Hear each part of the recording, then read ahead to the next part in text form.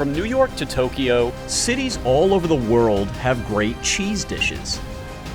We're on a mission to try them all. This is the Great Cheese Hunt. Hi, I'm Heron, and like a lot of people, I am obsessed with cheese. It's fun, it's gooey, it's stretchy, you can basically put it on anything.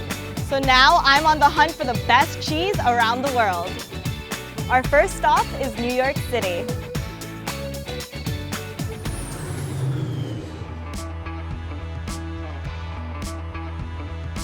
New York City is famous for its cheesy, foldy, floppy pizza.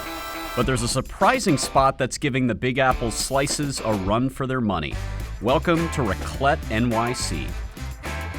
Raclette NYC has gone crazy everywhere on social media. I've lived in New York City for about 5 years now, and I still haven't tried it. So I'm super excited to finally see what all the hype is about. Cheese experts bring blocks of raclette to a melty bubble.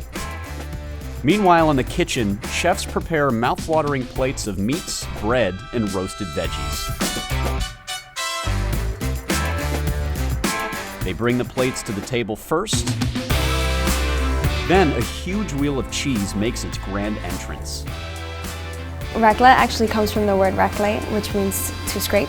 So it's the name of the dish, the name of the cheese we use, and the actual action of scraping cheese. It's more than just, a dish, it's an experience. Actually having a server come to you with half a wheel of cheese that's boiling on top, and then they tilt it and scrape it all over the meats, all over the salad, the potatoes. It's really good.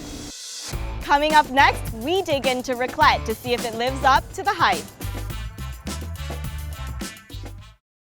To dive into the dish a little more, we talked to our resident cheese expert, Adam Gadou, an associate director at Murray's Cheese NYC.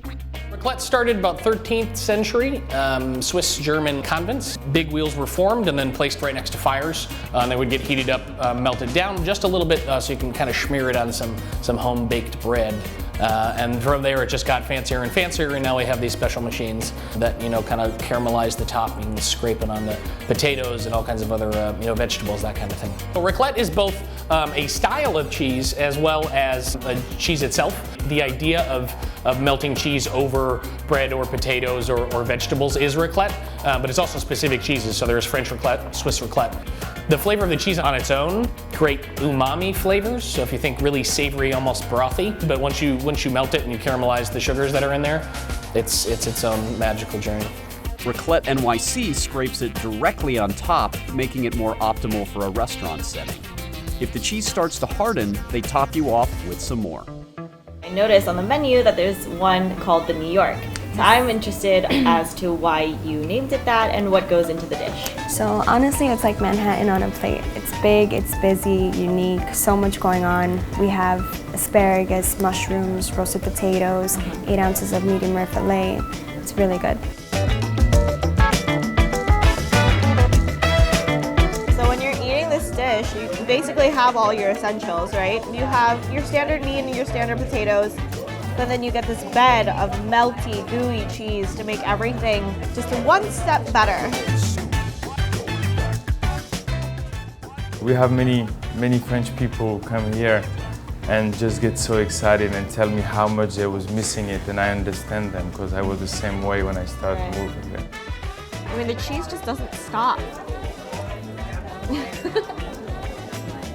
Now that I tried the raclette, I can definitely see what the hype was all about. I can't wait to see what else is in store for us. Coming up on the Great Cheese Hunt, we're headed around the world for some of the most epic and unique cheese dishes known to mankind.